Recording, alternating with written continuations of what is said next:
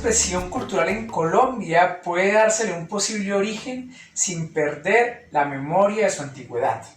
Es un poco lo que podríamos empezar diciendo como una suerte de frase que Manuel Zapata Olivella de alguna manera encierra toda su investigación, su trabajo investigativo alrededor del folclore en Colombia, y fundamentalmente en este tema que nos compete es hablar un poco de Manuel Zapata Olivella y su aporte un poco a la música colombiana y sobre todo al origen, tratando de lograr esa amalgama, digamos, de fusiones que pueden existir y buscando el origen de la música colombiana en nuestro país. Manuel Zapata Olivella es definido por muchos como folclorista, en el sentido en que pues ha logrado de alguna manera crear una unión, una conexión con toda la diversidad cultural que tiene nuestro país, y de esa manera tratando de buscar los orígenes, las raíces, podríamos llamarlo así como la etimología folclórica y en nuestro caso musical de nuestro país, espacio en Colombia, como ha venido ocurriendo. Él, como antropólogo e historiador, pues por supuesto encierra en sus investigaciones todo este marco tradicional y cultural que va con nuestro país. Y él habla un poco, Manuel Zapata Olivella comenta un poco que este origen, o tal vez el principio de todo este proceso musical, pues también va más allá del mismo escenario de la conquista, ¿no? Él dice que esto más o menos tiene 1300 años, cuando los blancos, oceánicos, asiáticos empezaron a llegar a través de sus embarcaciones a nuestro continente, muchos antes, reitero, de que apareciera la conquista española. Y también menciona que más o menos hacia 1600, así como la canción de Joey Arroyo, la colonización por herencia, la que ya venía traída desde hace más o menos 1300 años, empieza a conectarse, a combinarse con este proceso de colonización de 1600 más o menos, y se genera un nuevo mestizaje, que es el mestizaje cultural y musical que ahora nos converge un poco a nosotros, o en el que nosotros estamos, digamos, de alguna manera sometidos a partir de ese escenario de mestizaje que Manuel Zapata Olivella rescata a través de sus investigaciones. Manuel Zapata Olivella es enfático en mencionar que lo que él hace no es una investigación rigurosa, sino una aproximación a partir de una cierta escenarios de trabajo que él ha tratado de lograr, o ha logrado más bien, o logró, a partir de todas sus investigaciones, y él considera que su trabajo es de aproximación, pero no una conclusión final alrededor de las investigaciones que él ha realizado. Así que nuestro ejercicio hoy, lo que vamos a ver en el video, trata de ser eso, también recopilar ese ejercicio de aproximación que Zapata Olivella construyó a partir de su intención de generar o buscar las raíces de la música colombiana. Él también comenta de alguna manera que hay una serie de sentires definidos, como el antioqueño, el caribeño, el bogotano, el vallecaucano, que aunque son modalidades diferentes, que no coinciden de alguna manera, si lo vemos ya como la punta del iceberg, como aquello que se muestra folclóricamente hablando, musicalmente hablando, pues hay una serie de raíces, lo que no se ve del iceberg, que efectivamente sí están generando esa conexión, y un poco la búsqueda es esa. Zapata Olivella habla fundamentalmente de tres elementos que trascienden la música colombiana: nuestra herencia indígena, la herencia africana y por supuesto nuestra herencia europea. Y sobre esos tres elementos pues hay una sincronización, hay una sincretización más bien, es decir, una unión de elementos que parecen divergentes y terminan siendo una amalgama interesante en nuestra cultura colombiana. Así que en ese sentido pues también los bailes y los cantos colombianos también son producto cultural y de milenario de los pueblos más bien.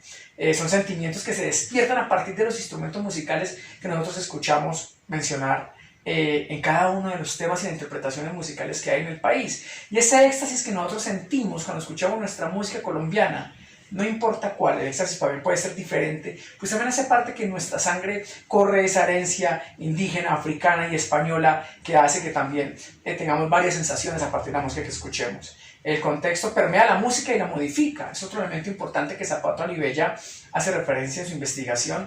El contexto permea la música y la modifica, es decir, genera las modificaciones culturales o musicales, en este caso, se van generando a partir de esos cambios que van existiendo en cada contexto en el cual se desarrolla la música.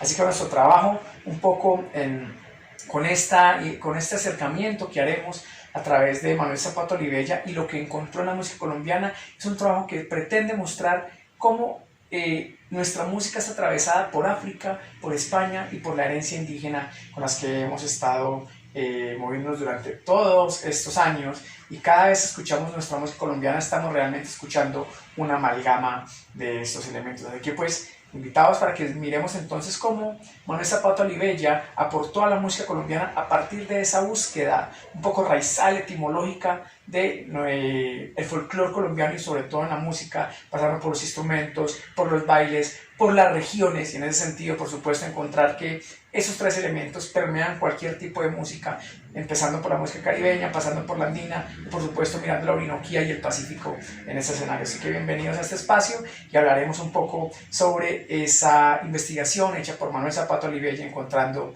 el origen de la música colombiana.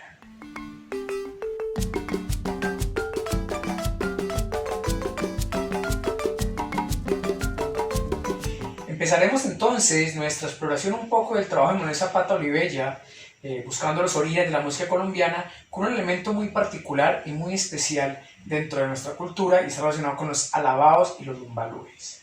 Los alabados y los lumbalúes fundamentalmente son cantos religiosos, que dependiendo un poco de dónde se originan o de dónde se construyen a partir de su contexto, pues llevan este nombre, ¿no? Así que donde hizo presencia el negro, surgieron cantos religiosos. Unos que están en vía de desaparición, por supuesto, a través de la transculturización que vive el país, que es un proceso normal, y otros puros y sincretizados fundamentalmente con los cantos gregorianos. Los alabados y los lumbalúes no salen de la tradición que he venido comentando alrededor de los tres elementos fundamentales que tiene la música colombiana: su tradición africana, la tradición indígena y la tradición española. Así que en ese sentido, pues también conservan esta condición. En el Chocó, los alabados inspirados en temas religiosos, en temas bíblicos, en temas evangélicos, en la vida de algún santo patrón, pues están inspirados en este tipo de escenarios, además en la muerte o en ceremonias funerales, ¿no? Así que los alabados se convierten en ese escenario en el cual pueden efectivamente realizar estos cantos religiosos a partir de estos escenarios. Mientras que los romances, como su nombre lo indica, pues están formados también por una tradición poética, ¿no? Igual en Cuba también aparecen los romances, se llaman romances guajiros, pero en este escenario los romances hacen referencia a esa estructura, esa anécdota regional, un poco picaresca, burlona, satírica, que también expresan mucho de los conceptos sobre lo que ocurre con el amor, el paisaje, los ríos, el destino, y se aleja un poco del canto religioso y se convierte en un canto que le da más bien un poco de vitalidad a partir de los temas con los que trabaja, y además de la sátira que utilizan los romances, ¿no? Los alabados también son utilizados también comentaba, en ceremonias religiosas y sobre todo en entierros. Efectivamente lo que ocurre es que lo hacen en velorios, ante el cadáver, o después de las 9 noches que siguen al entierro, ¿no? Desde lo que se conoce como el novenario, aparecen también los alabados y los romances en este tipo de espacios. Sin embargo, los alabados y los romances, fundamentalmente como canto religioso, empiezan a tener una condición a partir de donde se desarrollan. Por ejemplo, en el litoral atlántico, los negros de Palenque, muy cerca por supuesto a Cartagena, los negros palenqueros, los cantan en ceremonias funerales de niños y adultos, y por supuesto, dependiendo del muerto, si es un niño o un adulto, pues los cantos tienen unas variaciones. Y el nombre con el cual realizan estos cantos es el nombre de lumbalú, o también africanismo de lumbalú. Y los lumbalúes pues son estos cantos religiosos realizados sobre todo por la gente en Palenque, los negros que han constituido esta región palenquera. Los negros mineros de Uré, que es otra región muy cercana a Bolívar, y sobre todo cercana a Antioquia también, pues efectivamente conservan un poco de esos cantos, de esas letanías religiosas en sus letras, y ellos lo llaman como trisagios. De los trisagios se convierten en esta condición de canto religioso que aparece en esta región del país y que por supuesto tiene su herencia africana, indigenista y española, un poco como lo hemos comentado hasta el momento. Y en el litoral pacífico, por supuesto, sobre todo hablando un poco de la región del Valle del Cauca y el Nariño, se sostienen estas tradiciones también de cantos, pero se denominan loas. Todo este trabajo que estoy comentando hace parte del ejercicio investigativo que también Manuel Zapata Olivella realizó, tratando de buscar el origen de la música colombiana y sobre todo en ese escenario en el cual aparecían los alabados en este espacio. Ello, por supuesto, hace parte un poco de lo que se quiere encontrar como las raíces de la música colombiana a partir de esa zona de los litorales, ¿no? Litoral pacífico y atlántico, y esos cantos religiosos que se estaban dando en ese escenario. Otro punto importante, por supuesto, ocurre en las islas de San Andrés, donde también hay litorales. Y miren que es una región en la cual no se menciona mucho. Siempre pensamos que Colombia solamente corresponde a ese territorio sudamericano y nos olvidamos de esa isla que está al norte. Y San Andrés y Providencia también tienen esa condición de alabados o de cantos religiosos, pero que no están tan cerca a los cantos palenqueros o a los cantos de los alabados en Colombia, sino que están más cerca un poco a esa cantos un poco de espirituales norteamericanos, ¿no? Es decir, existe una condición en ese escenario.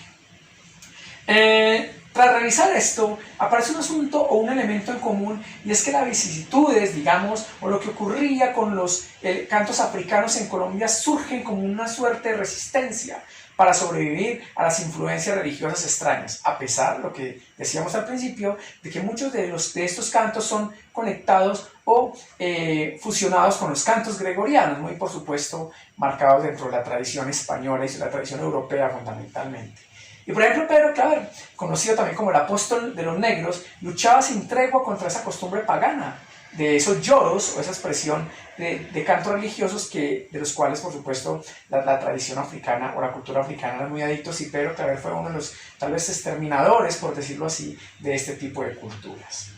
Sin embargo, sobrevivieron en Palenque, ¿no? Reitero, ¿y cómo ocurre un poco el asunto de Palenque? Y es algo histórico que quisiera traer a colación antes de continuar con este tema, y es que la región palenquera surge de los esclavos negros que logran salir, que logran de alguna manera sobrevivir a esta situación que vive con los españoles, que huyen, que escapan y crean su propia región. Eso no solo ocurrió en Colombia, también ocurrió en Venezuela, solo que en Venezuela esos negros que escaparon de esa situación se llamaron cumbes.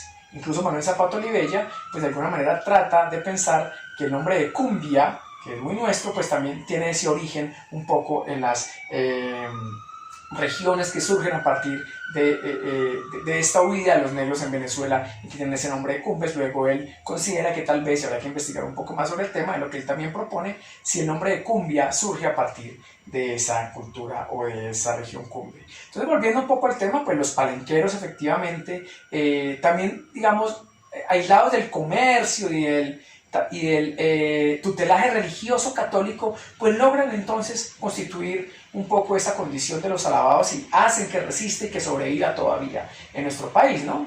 Muchos negros fueron sometidos a la severa mirada de los misioneros, olvidando esa condición, olvidando sus lloros que venían como herencia de sus mayores, y los acogieron en el ceremonial litúrgico español, es decir, terminan finalmente convirtiéndose a este escenario litúrgico católico que venía ya con la tradición española.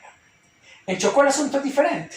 Las misiones africanas de alguna manera venían al lado de los conquistadores y los mineros, y lo que hacían era catequizar a los indios, a los negros. Sin embargo, en ese proceso de catequizar, la música se sostiene y se mezcla. Así que los alabados tienen tres componentes: la música coral, que es de los cantos gregorianos; las letras, que son de los romances y las coplas hispanas, un poco lo que veníamos hablando al inicio a través de los alabados y los romances; y el sentimiento negro, que se sostiene a partir de la calidad de las voces, de las melodías lamentarias, de los lamentos, y la creación libre de cuartetos y décimas. Por supuesto, la idea del cuarteto y la décima y en otras expresiones de este tipo vienen de la poética europea, y aquí de alguna manera también tiene una transformación porque es una creación libre, es decir, pareciese que rompen un poco el molde de esa condición. En ese sentido, Manuel Zapata Olivella piensa que todo hace pensar que la influencia ejercida en un comienzo por los misioneros dejó de operar de alguna manera, donde aparecieron medios selváticos y en los ríos, ¿no? Porque allí no llegaban estos misioneros luego. Entonces sí se sostiene un poco esa cultura musical de los alabados y los romances, y allí queda establecida en ese escenario. Lo que eso permitió, por supuesto, que estas comunidades africanas, aisladas y libres de esa coyuntura religiosa, pues tomaran esa propia conformación, y ahora en nuestro país, pues los alabados resistan a ese cambio cultural y hagan parte todavía de nuestra tradición colombiana. Y ese es uno de los trabajos que Manuel Zapata Olivella realiza buscando el origen de nuestra música colombiana: alabados y lumbalúes.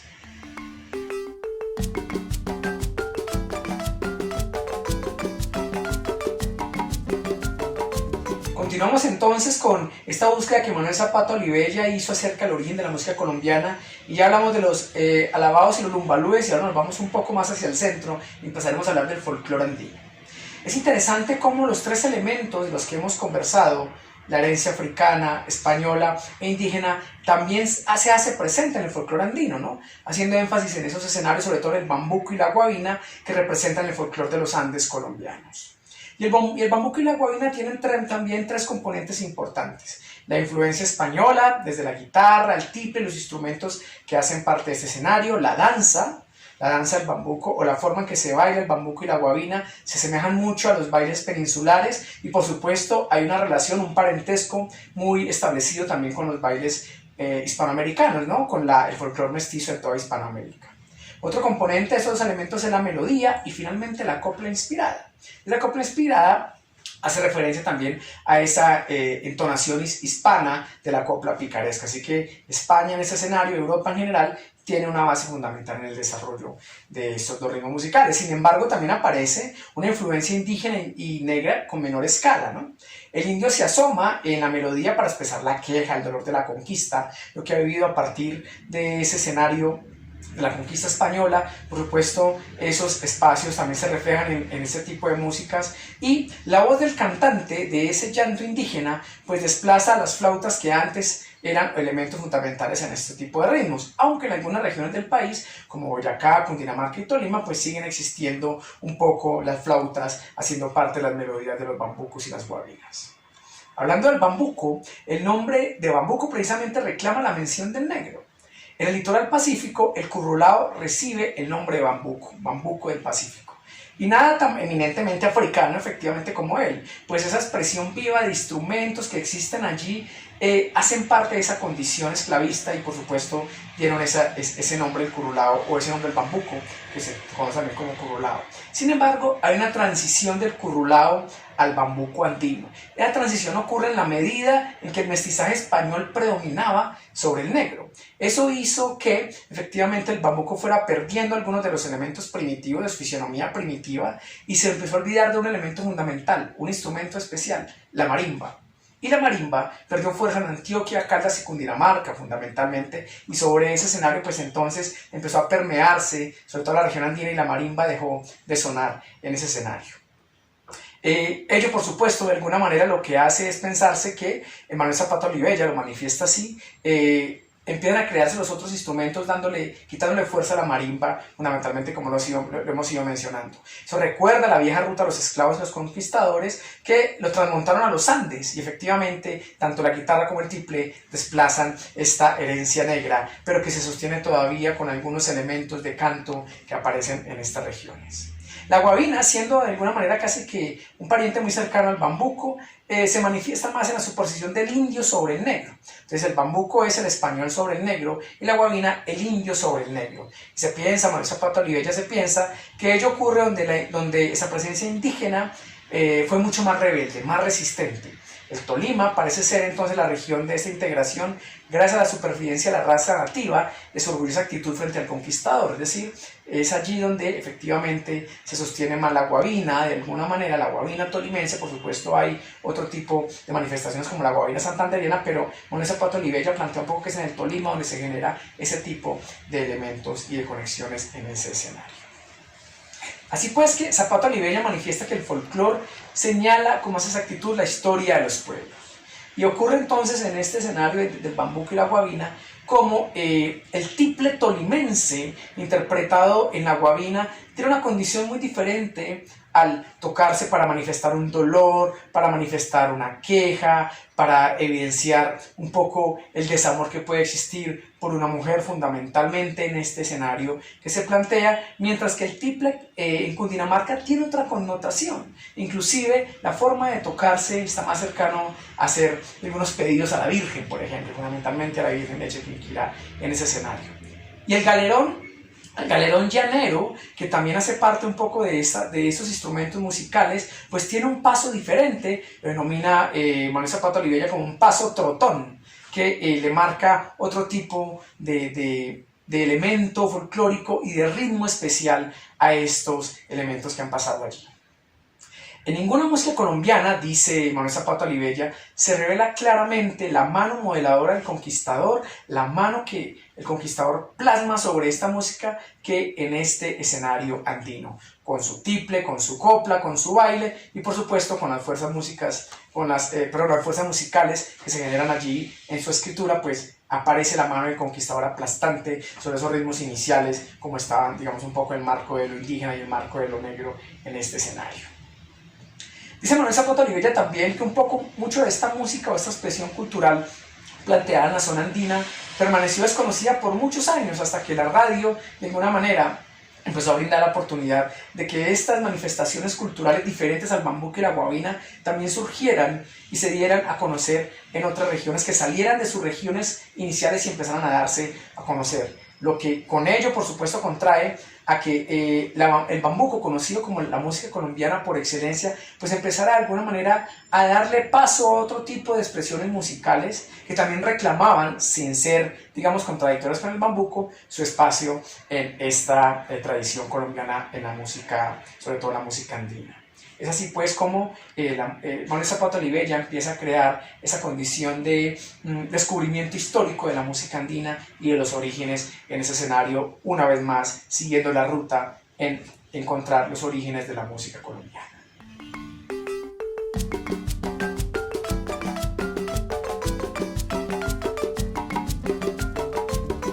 La ruta de Zapata Olivella ahora nos lleva entonces a otro escenario interesante. Y son las canciones que surgen del laboreo y la vaquería, es decir, de la gente que se mueve a través del ganado y a través del trabajo agrícola. Entonces aparecen una serie de elementos allí importantes que Manuel Zapata Olivella resalta. Las canciones de laboreo, plantea Manuel Zapata Olivella, provienen de todos los pueblos que regularmente son agricultores, y hay una muestra muy importante del folclore allí, sobre todo en el litoral atlántico, donde Manuel Zapata Olivella considera que allí es donde ocurre y se sostiene este tipo de canto. Parece que está solo ubicado en esta parte del país, también Manuel Zapata Olivella considera que eso hay que investigarlo un poco más, pero su origen y se sostiene solo en esa parte del país por una condición fundamental, y es que las canciones del laboreo son propias de los pueblos africanos y que los esclavistas y dueños de las plantaciones se valían en América de ellas, por supuesto, para aumentar la productividad del trabajo de los esclavos. Así que las canciones de alguna manera eran una suerte de motivantes para que los esclavos realizaran su trabajo, ¿no? Esas canciones de laboreo tienen unas condiciones, digamos, importantes en este caso. El ritmo de los tambores, por ejemplo, para que en las faenas de laboreo y plantación de tabaco y en las construcciones de murallas en Cartagena se utilizaban a través del ritmo de tambores para motivar un poco la acción de los esclavos alrededor de este tipo de faenas o de trabajos.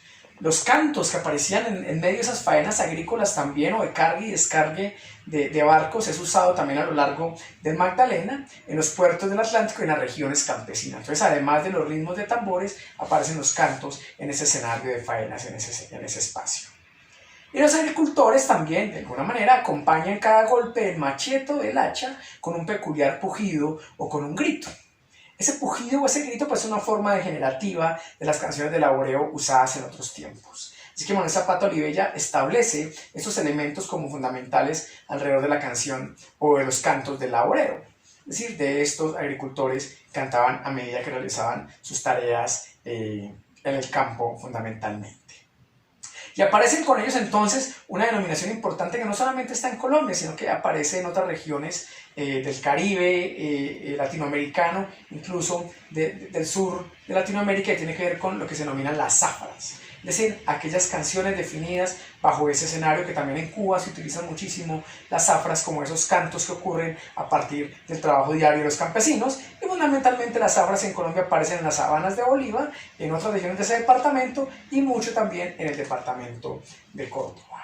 Las zafras tienen algunas condiciones fundamentales que están cerca a los elementos españoles. Por ejemplo, las zafras sabaneras están hechas con cuartetos, es decir, utilizan cuartetos, estructura poética española, o europea, más bien para sacarlo del marco del español, que hacen parte de las zafras. Y en algunas otras regiones, como en Palenque, María la Baja, en ese escenario del departamento de Bolívar, pues no utilizan cuartetos, sino que utilizan décimas para la creación de las zafras. Podemos ver también que esa configuración poética se sostiene en mucho de la música colombiana, ¿no? Los cuartetos y las décimas como esa construcción también musical alrededor de este tipo de origen de la música colombiana, ¿no?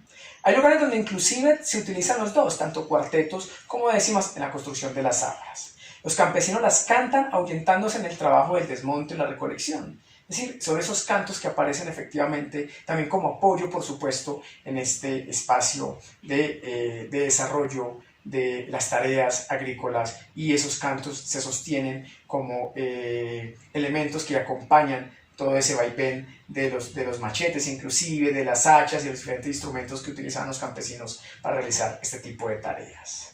Cuando son cantadas en la faena agrícola, en las tareas agrícolas, el argumento de las zafras, digamos lo que constituye la canción de las zafras, está sobre la vida del labrador, sobre las fatigas, sobre las ilusiones, sobre los desengaños, las alegrías, es decir, sobre la vida misma, sobre la vida cotidiana que tiene este labrador en esta región del país. Inclusive las zafras se empiezan a utilizar también para la labor de excavar en las sepulturas, ¿no? Sobre todo en las sabanas de Bolívar. Se acostumbra ya a enterrar a los muertos a grandes profundidades. Entonces, en el ejercicio, mientras están haciendo la excavación del muerto, o más bien de la tumba que va a tener el muerto en esa profundidad, pues aparecen las zafras como un elemento que acompaña, un canto que acompaña esta tarea que se sale de lo agrícola, pero que también hace parte de ese espacio. Y se congregan en estas faenas los amigos, los parientes del difunto, por supuesto que va a estar allí, digamos, en ese escenario musical que surge a partir de ese espacio de la creación de esas tumbas, y a ese tipo de zafra se le denomina zafra funeral. Pero también aparecen inclusive rivalidades entre quienes están excavando las tumbas, por temas, por ejemplo, como quién tiene de pronto la posibilidad de cavar más rápido la tumba, ¿de acuerdo? O sacar más pala de tierra, y en ese sentido esa rivalidad también da origen un poco a la copla, o a lo que se conoce en el Caribe como la piquería, ¿no? Entonces la zafra funeral tiene esa condición. Y, por supuesto, su evolución hace que luego se empiecen a escuchar en fiestas y cantinas, que no solamente sea una condición bajo ese espacio agrícola, o también en la creación de tumbas. Ahora las canciones de vaquería de alguna manera tienen una relación importante. Los vaqueros utilizan el canto para apaciguar el ganado, ¿no? Sobre todo cuando estos se ven sometidos a grandes jornadas de trabajo a través de las llanuras, bajo un sol inclemente, pues efectivamente lo que hace un poco este canto de la vaquería es calmar la ansiedad del ganado cuando esos elementos o cuando esas condiciones, digamos, de trabajo así lo requieren, ¿no? También se entona en la madrugada, digamos las canciones de vaquería, cuando llega el momento del ordeño, y con su canto pues las vacas acuden a sus puestos dócilmente para ser ordeñadas por los campesinos. Ese es un poco el escenario que ocurre a partir de este espacio. Igual que las zafras, las canciones de vaquería tienen como principal objeto es estimular un poco al mismo cantador, no solamente al ganado, sino al mismo cantador, para que conlleva los padecimientos también un poco de la faena de su propio canto, ¿no? Y también hace parte de ese sol inclemente, y también ha sido de alguna manera golpeado por esa condición de trabajo, pues también la canción de vaquería ayuda un poco a alentarlo.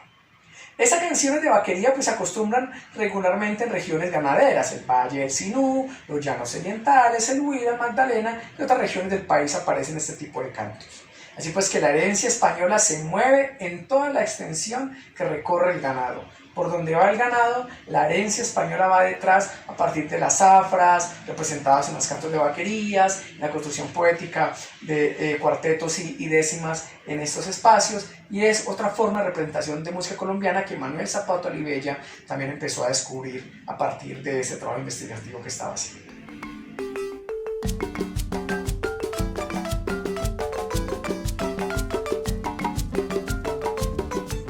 Colombia tiene sus límites musicales muy entreverados con las repúblicas vecinas, con sus países vecinos. Por ejemplo, el joropo es una música nacional que se ha definido como música nacional venezolana. Sin embargo, el sentimiento llanero nuestro, el colombiano, puede ser como cualquier venezolano más, como cualquier hijo de Zulia, como cualquier habitante del Orinoco venezolano. Es decir, hay una conexión que traspasa la frontera. Esa conexión es del folclore general, pero en nuestro caso es la música la que permite esa conexión sin necesidad de pensarse si efectivamente una música pertenece a una región u otra.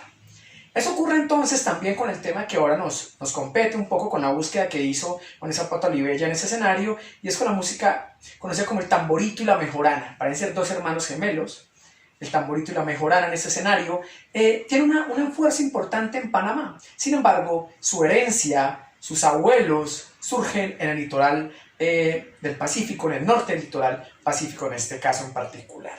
Entonces en el escenario aparecen esas condiciones donde también trasciende la frontera y no existe un límite de la construcción musical, solo que hay unas condiciones, digamos, diferenciadas a través de la forma en que en el vecino país pues, le han dado más fuerza musical a estos dos elementos. La mejorana, por ejemplo, tiene una fresca ironía en la copla.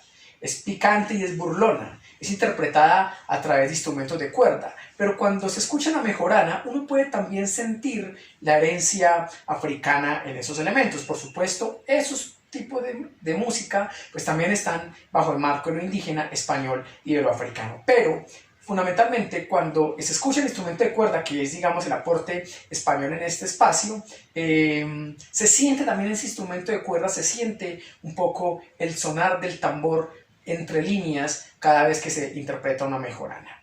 El tamborito, por el contrario, expresa el gran sentimiento marinero que tiene el habitante del litoral. Sus imágenes buscan en el paisaje del mar una inspiración y están ligadas a la temática del amor fugaz pasajero. Son riquísimos en melodía, por ejemplo. El tamborito en ese sentido hace una fuerza importante en melodía, a pesar de que el tamborito es un instrumento pequeño, de 20 y 30 centímetros más o menos. Pero su música también está bajo el escenario y la melodía, bajo el ritmo y la copla. Y en esa copla aparece la herencia indígena, negra y por supuesto española, como lo hemos conversado. Hay una característica importante del tamborito, del instrumento per se, y es que el instrumento toca el litoral norte del Pacífico, se acentúa allí, mientras que no ocurre en el litoral sur del Pacífico, donde se acentúa otro instrumento, que es el cunuco, los cunucos, que también son instrumentos, en este caso de percusión, pero que no llegan hasta el litoral norte. El litoral norte, el Pacífico norte, es donde se acentúa el tamborito, y es por eso que trasciende y pasa la frontera hacia Panamá. El tamborito sirve muchísimo como acompañamiento al canto o a los grupos, y que a su vez, pues además acompañan con el palmateo que puede estar ocurriendo, digamos, al momento en que se interpreta esa canción. Hablamos de que Panamá le da más valor que Colombia un poco a este ritmo musical. Panamá ha recibido el estímulo del gobierno y de los artistas para convertir un poco el tamborito en un elemento fundamental de su cultura. Inclusive la ha orquestado, introduciéndole el órgano, por ejemplo, es decir, ha generado o lo ha acompañado a través de otros instrumentos musicales y le ha dado un poco más fuerza, inclusive sinfónica, que no ha ocurrido un poco en Colombia. En Colombia ha sido menospreciado, refundido en el aislamiento costanero, todavía se le oye acompañado por algunos elementos de flauta, o sea, no ha sido todavía orquestado, y son flautas indígenas que aparecen todavía allí como esa herencia, que no se resignan a perder su voz en ese espacio. Sin embargo, el tamborito panameño, por ejemplo, ha sido un poco aristocratizado, es decir, ha salido un poco de la vertiente popular y ha tenido otras condiciones que lo han, digamos, subido de nivel en ese escenario, con esa influencia de instrumentos orquestales, con el baile y el vestuario. Han adquirido riquezas que a su lado, pues el tamborito chocuano parece ser el miembro olvidado de la familia, el caído en desgracia en este escenario musical. Sin embargo, el tamborito chocuano subsiste y alimenta al pueblo litoral pacífico colombiano todavía. Se le oye por las noches, en días de fiesta, todavía genera esa condición de vital y de plenitud, y lo bailan adultos, niños y jóvenes. Así que el tamborito en Colombia sigue subsistiendo, aunque su pariente, su heredero, el tamborito panameño, pues efectivamente se lleve los honores, pues sus abuelos aún persisten en Colombia.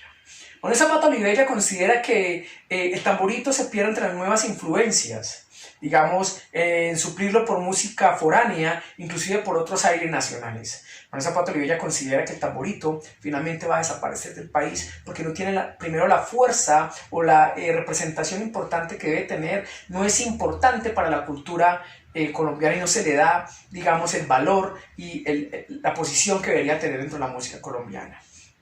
Él considera que va a quedar sepultado bajo los cantos y los bailes que llevan nuevas migraciones. Así pues que el tamborito y la mejorana son dos condiciones de búsqueda también del origen de la música colombiana, pero que Manuel Zapata Olivella consideran que sobre todo el tamborito va a perder su fuerza en el país y terminará por ser un elemento extinto de nuestra cultura colombiana. Eso, por supuesto, es un poco lo que recoge Manuel Zapata Olivella tras la búsqueda del origen de la música de nuestro país.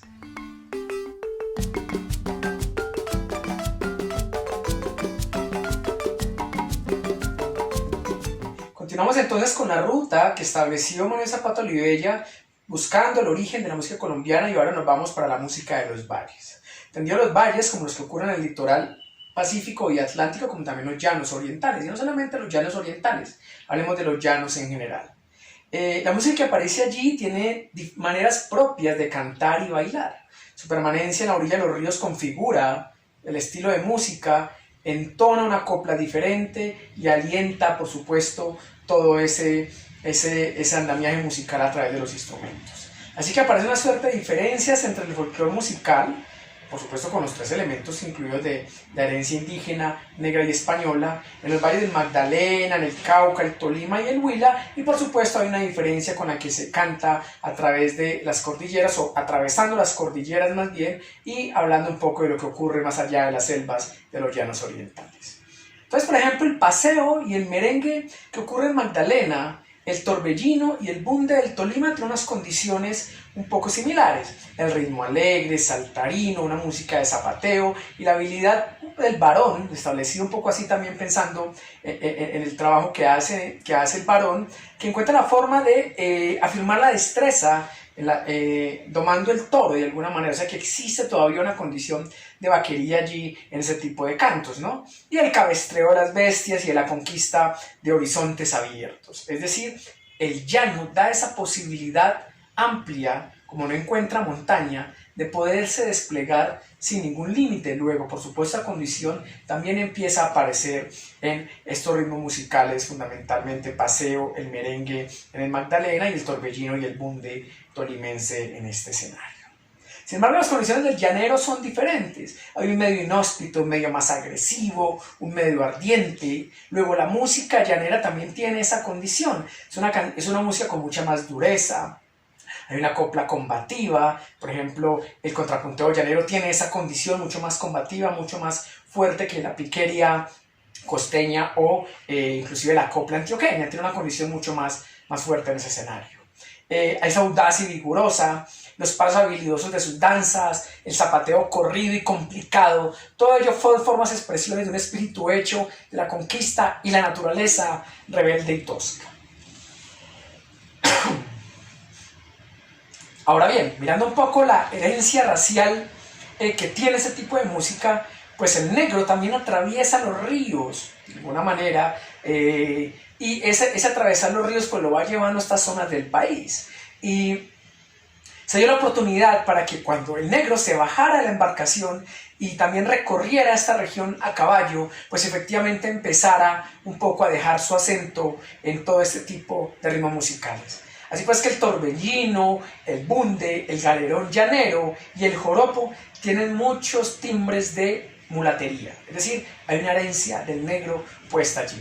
Por ejemplo, en el bunde, la percusión que tiene el bunde tolimense es una muestra de herencia negra en este espacio. La carrasca, instrumento musical que se parece a la guaracha magdalenense, es decir, a una herencia, por supuesto, negra. Las maracas que aparecen en el folclore llanero, pues también hace parte del folclore de los negros. Por supuesto, ya cuando entramos un poco a revisar lo que ocurre en el llano oriental, no hay percusión, es decir, se convierte un poco más andina, pero el golpe acompasado que ocurre sobre el cuerpo de la guitarra o el tiple hace parte del testimonio del ritmo negro de los tambores que no quieren desaparecer de las almas de los llaneros. Es decir, existe ese acompañamiento a partir de ese escenario.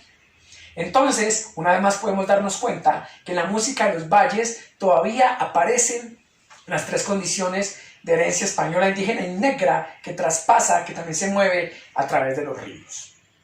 Ahora vemos un poco los instrumentos. Los instrumentos que necesita una persona que está en este escenario está relacionado un poco con la facilidad que tiene para transportarse en ellos. Recuerden que también sigue siendo vaquería, es decir, el vaquero que va por esta región necesita un instrumento que sea fácil de llevar. El acordeón, por ejemplo, en el Magdalena hace parte de los instrumentos, Pero el tiple y la guitarra hace parte de los instrumentos también en otro tipo de llanos, como los llanos orientales, como los valles orientales. Y en ese sentido, pues es este tipo de instrumento el que acompaña al vaquero y hace que a partir de los descansos que tengan un poco en el reposo, mientras el ganado se va alimentando, pues tenga la posibilidad de interpretarlos y de cantar y de componer a través de estos instrumentos, pues la música que se va a convertir en los galerones, en los joropos y por supuesto en otras manifestaciones culturales así. Ya hay un instrumento en particular que está muy asociado también con Norteamérica, pero que ocurre y aparece también en nuestra región, y tiene que ver con la armónica.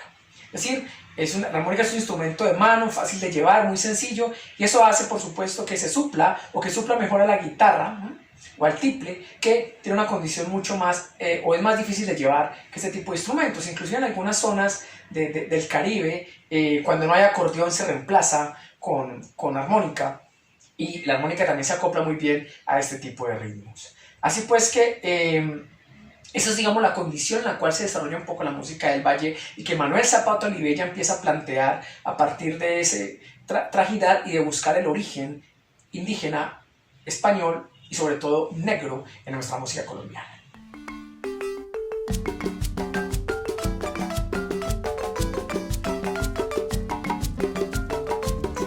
Hay un proceso fundamental, digamos, que ocurre de manera normal cuando hay escenarios de migración o de colonización. Es que no solamente llegan las personas de afuera, sino que también traen todo su proceso cultural para ese nuevo espacio, esa nueva región. Cuestión que ocurrió, por supuesto, en la América, donde los instrumentos europeos, melódicamente mucho más ricos que los primitivos que se habían creado aquí por indios y africanos, pues fueron desplazando a estos últimos. A la par, por supuesto, que estos mismos instrumentos pues se han sumado a otros instrumentos autóctonos de acompañamiento. El caso, por ejemplo, hay varios, en este caso tomaremos algunos, el clarinete. El clarinete desplazó la flauta indígena de las gaitas del Caribe y tiene mucho más fuerza, por ejemplo, en el Chocó o en el Pacífico. Inclusive el clarinete tiene mucho más fuerza que el acordeón. En ese sentido, digamos, hablando un poco como lo que ha permeado musicalmente a la región y al país, por supuesto. El violín también ha sido un instrumento utilizado en el Valle, en Cauca y Nariño, o sea, en la otra parte del Pacífico, y también de igual manera ha desplazado instrumentos en ese escenario.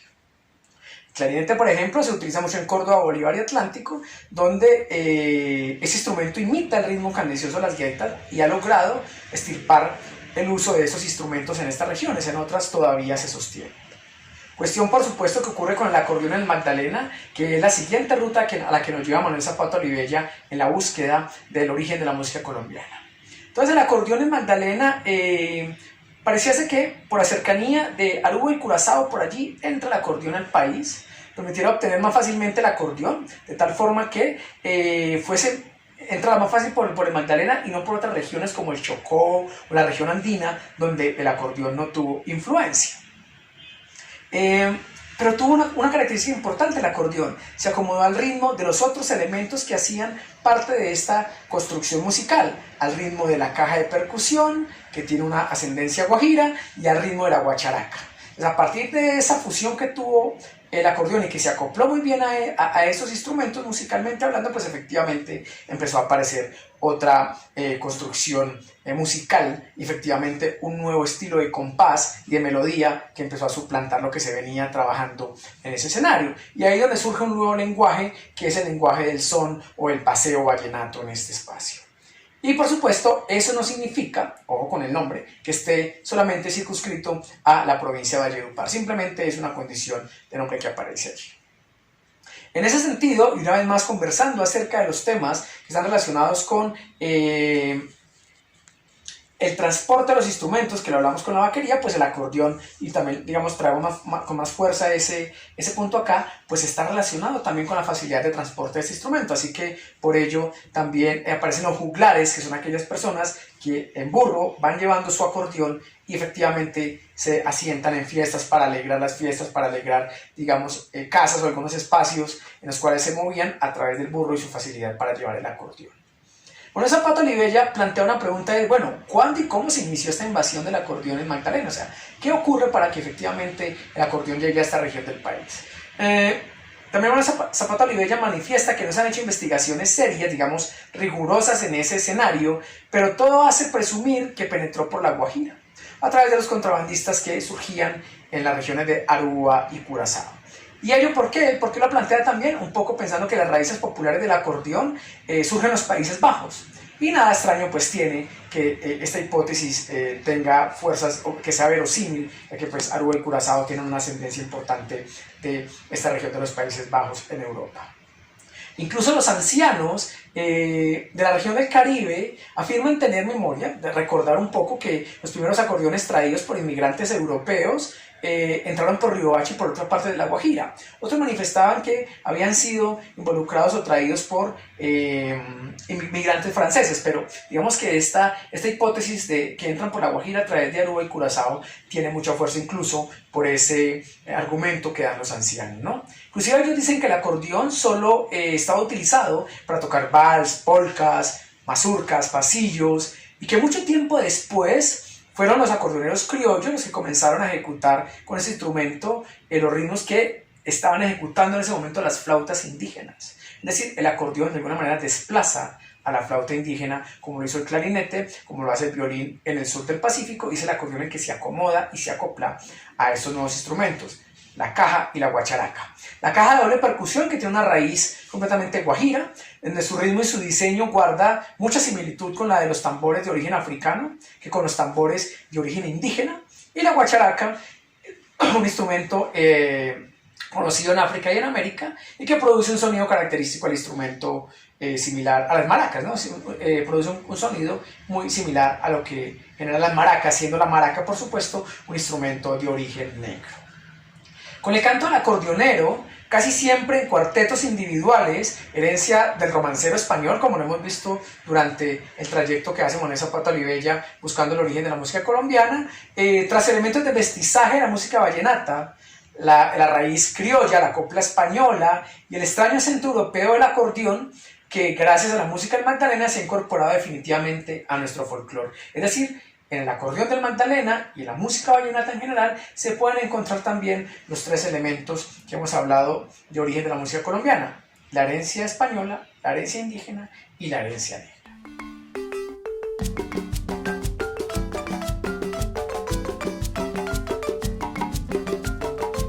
Pues bien, esta es la ruta que Manuel Zapata Olivella nos ha trazado de alguna manera para tratar de buscar el origen de la música colombiana. Y es de entender o descubrir que esos tres elementos que Zapata Olivella resalta en toda la ruta, que van por debajo, pero que pululan o se dejan ver en la medida en que la música empieza a ser un elemento folclórico importante, tiene que ver con la herencia africana, la herencia española y nuestra herencia indígena. Es decir, nuestra cultura hispanoamericana, latinoamericana, está pensada en la fuerza cultural de tres continentes: el nuestro, con nuestros indígenas, el africano y el europeo, y sobre ello se genera esa amalgama. Manuel Zapata Olivella de alguna manera fue un purista dentro del ejercicio investigativo que realizó en la búsqueda de esas raíces folclóricas del país, y por supuesto no está de más, pues si se quiere llegar a fondo de toda esta necesidad de encontrar un poco las raíces, la etimología musical, pues hay que ser puro para ello, hay que ser limpio de las influencias sin olvidarlas, por supuesto. En ese sentido, fue un crítico ante ciertas posturas modernas que alejan el folclore colombiano de su esencia. Una crítica que hace él es la falta de conciencia nacional que determina el poco cariño que se tiene a nuestro folclore. Y subestimar el folclore, dice Manuel Zapata Olivella, pues determina a su vez nuestra incapacidad para lograr tener la plenitud de una conciencia nacional. Es decir, si descuidamos las raíces de nuestro folclore colombiano, si no las atendemos y le damos el valor que debe ser, es muy difícil que nosotros podamos encontrar nuestra identidad, nuestra conciencia nacional. Es un poco lo que plantea Manuel Zapata Olivella en ese escenario. Por eso nuestras artes nacionales dan palos de ciego, dice Manuel Zapata Olivella, para tomar sus palabras de manera literal. Si se conoce la esencia del folclore colombiano, pues estamos desconociendo un poco nuestra identidad. Las condiciones culturales y dar el valor que se necesita para la construcción del arte en Colombia si no se reconocen las diferencias marcadas musicales entre las regiones. Ojo, porque cada región, como lo hemos visto en nuestra exploración de la ruta que hizo Manuel Zapata Olivella, pues tiene unas construcciones musicales diferentes. Si no se reconocen esas diferencias marcadas entre las regiones, entre los municipios, inclusive a pesar de la cercanía entre uno y otro, hay diferencias musicales. Es difícil pensarse en una gran sinfonía colombiana con los perfiles como lo tienen otros países de Latinoamérica, el caso de Brasil, por ejemplo, o el caso de los mexicanos. Otra crítica que hace un poco Manuel Zapata Olivella es hablando alrededor de la cumbia, ¿no? Y no hablamos de la cumbia como parte de esta ruta o este trayecto buscando la historia del origen de la música en Colombia, pero la cumbia, dice un poco Manuel Zapata Olivella, actualmente se encuentra desteñida. La presencia de la banda de instrumentos de viento, el baile y las palabras entrelazadas, como si fuese una suerte de bolero, haciendo referencia a las palabras que usa Manuel Zapata Olivella para hacer esta crítica, y a veces inclusive en la eliminación de las espermas, de las velas, que hacen parte del ritual de la cumbia, denota que la tradicional cumbia va en camino a su extinción, tiende a desaparecer. Y si como tantas veces se ha solicitado a las entidades que pueden darle valor y defensa a este tipo de ritmo musical, tienen que hacer presencia allí. Es un poco lo que llama Manuel Zapata Olivella la atención en este caso. Y ahí me surge a mí una pregunta: ¿qué pensaría Manuel Zapata Olivella ahora de la extensión de la cumbia tanto al norte de América como al sur? Es decir, la cumbia que surge en México y la cumbia que se crea en Argentina y que se llama cumbia villera, que por supuesto es una transformación musical de nuestra cumbia tradicional.